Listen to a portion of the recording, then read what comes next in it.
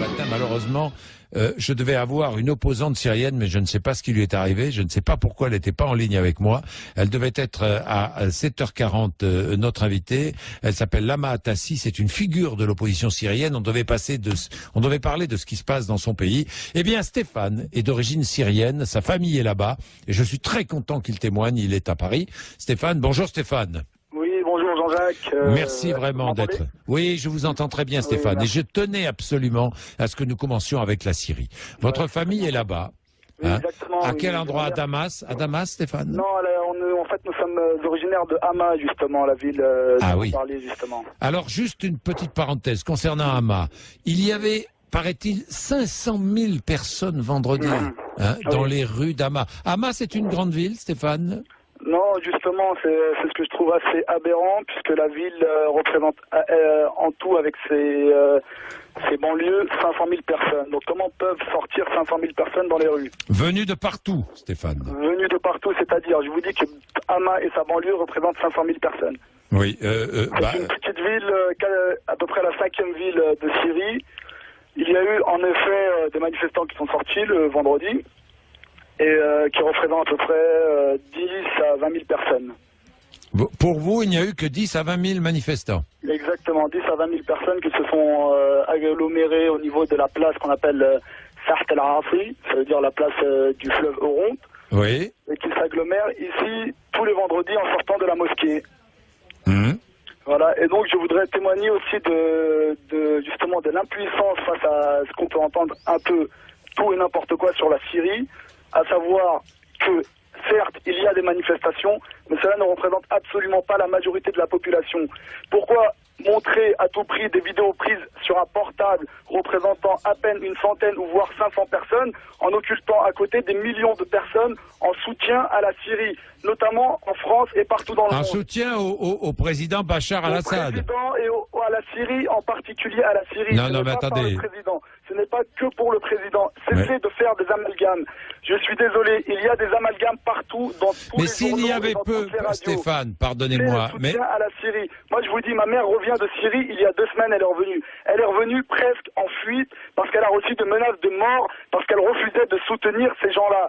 Je suis désolé. En Syrie, aujourd'hui, il y a des bandes armées qui viennent terroriser la population. Ils les terrorisent. On a menacé de brûler notre maison sous prétexte qu'on ne participait pas assez activement aux manifestations. Alors, je suis désolé. Je veux rétablir la vérité. Il y a eu des morts. Certes, il y a eu des bavures policières. Ça, c'est un fait indéniable. Mais n'oubliez pas de dire qu'il y a aussi des gens qui ont attaqué des policiers, notamment dans ma ville de Hama, où j'étais très choqué de voir un policier pendu et mutilé après sa mort. La vidéo est disponible sur YouTube. Et les gens ne s'en cachent pas.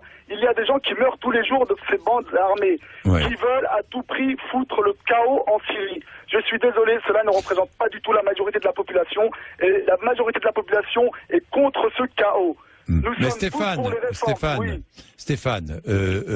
moi je veux bien croire qu'il y ait peu de manifestants et qu'il y ait peu d'opposants au régime syrien. Alors pourquoi est-ce que le régime syrien fait donner l'armée, les milices, la police? Je vais vous dire une chose. Quand on a 120 policiers qui sont tués en l'espace de 2 jours, il faut envoyer l'armée.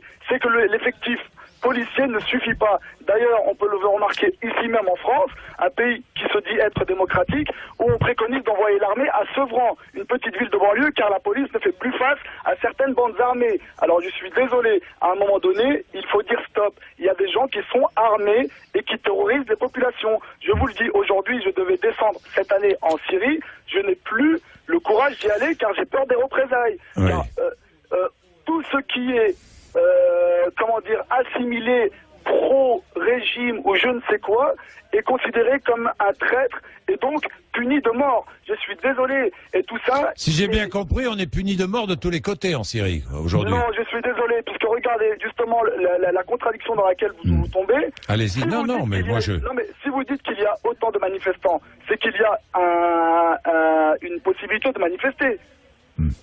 Oui, enfin, les manifestations qui sont très vite réprimées. Je suis désolé. Si elles étaient très vite réprimées, le peuple ne sortirait plus et aurait peur.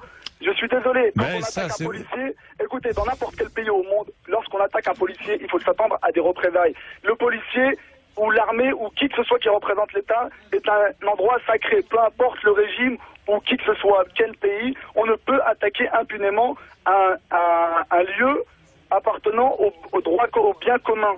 Tout simplement. Aujourd'hui, comme je vous dis, il y a des gens, nous, en Syrie, certes, il y a un régime qui dure depuis 40 ans. Je suis d'accord, il dure depuis 40 ans. Un régime qu'on se transmet de père en fils. Qu'on se transmet. Et on s'enrichit, et pardon, mais c'est comme en Tunisie ou en Égypte, on s'enrichit. Écoutez-moi, s'il vous plaît. La France était la première à soutenir la Tunisie et la première à soutenir l'Égypte. Ah, mais ça, vous avez raison. Jusqu'à présent, personne ne s'en indignait. Oui, ça c'est vrai. Insister sur le fait que, pour l'instant, je n'ai pas vu de personnes s'insurger contre le roi d'Arabie Saoudite, tous les présidents sont membres de sa famille. Vous avez raison. Il y a même tous les pays du Golfe. Or, ils sont décrits par le président Barack Obama comme un exemple à suivre. Ça, vous avez raison. Alors, je suis désolé. Au contraire, nous ne sommes pas un pays le plus démocratique du monde, mais on a quand même certains droits. Il y a quand même certains droits. De plus, j'aimerais ajouter, Monsieur Bourdin, que je suis extrêmement choqué que vous disiez dans vos propos des termes confessionnel du type le régime alaouite, le régime ceci. Je suis désolé, en faisant ça, vous ignorez totalement la composition de la société syrienne qui est une mosaïque de oui, les alaouites sont ultra minoritaires en Syrie. Ils ne sont pas ultra minoritaires, ils représentent 20% de la population. Cela étant, ce n'est pas une raison pour les stigmatiser et pour mettre... Non mais je stigmatise pas, je dis qu'il y a des risques d'affrontements confessionnels entre les différentes familles. Attendez, moi c'est ce que je dis. S'il vous plaît. Oui. Le premier ministre actuel, Ahmed El Safar, est un sunnite. Tous ces ministres, la plupart sont soit sunnites, soit chrétiens orthodoxes, soit chrétiens maronites. Je suis désolé. En Syrie, on est un pays en premier lieu laïque. On est laïque. Vous pouvez appeler ça une dictature ou ce que vous voulez. On est d'abord laïque. Moi-même, qui suis sunnite, je soutiens.